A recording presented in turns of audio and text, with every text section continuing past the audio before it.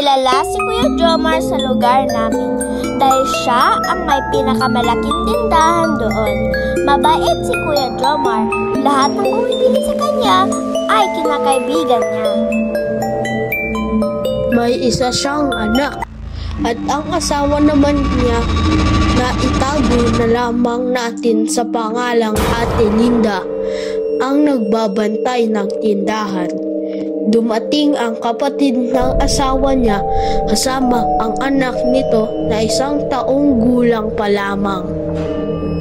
Tuwing bumibili ako sa kanila ang pamangkin ni Ate Linda, ang kinaaliwan ko doon habang naghihintay. Ang kulit ng batang iyon at talagang nakakaaliw dahil sobrang cute niya. Hapon iyon at naglalaro ang batang makulit sa tapat ng tindahan kasama si Ate Linda. Habang abala sila sa paglalaro, ay may isang matandang babae na biglang sumulpot sa likod ni Ate Linda na nasa edad 50 na. Ang cute ng batang iyan. Puri ng matanda sa bata. Ang matandang iyan ang kinakatakutan sa lugar namin. Dahil sa chismis na isa raw itong aswang. Pero hindi ako naniniwala doon dahil wala namang ebidensya.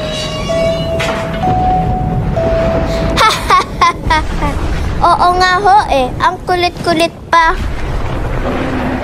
Matalim ang titik ng matanda sa bata. Dahilan ito para umiyak ang bata.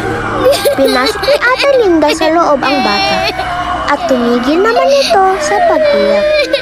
Kinagabihan, magsasara na sana ng tindahan si Ate Linda at Kuya Jomar.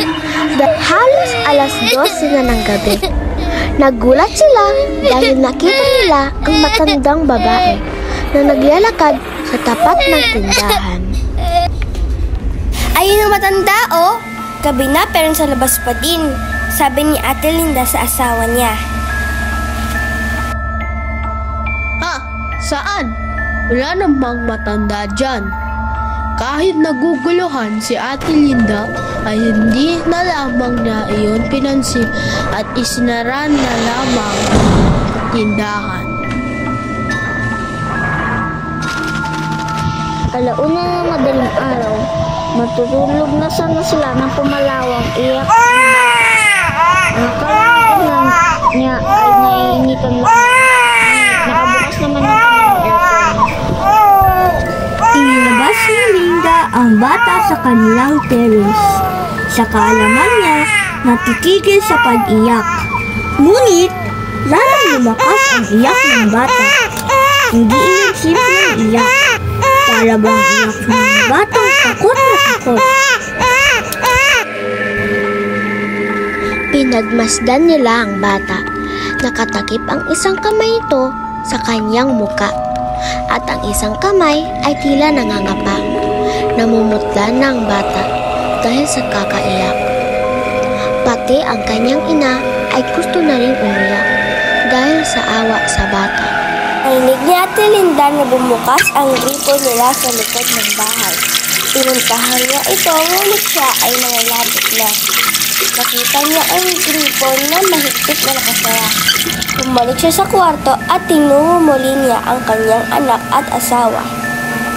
Laking gulat nila. Pumutok ang ilaw at umusok. Sa pagkakataong iyon, alam na ni Linda na inaaswang ang kanyang anak.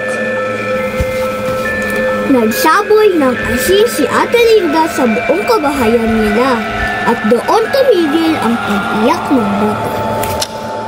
Alas 6 na ng umaga, pero hanggang ngayon, binabantayan pa rin nila ang bata dahil sa takot na baka kunin ito.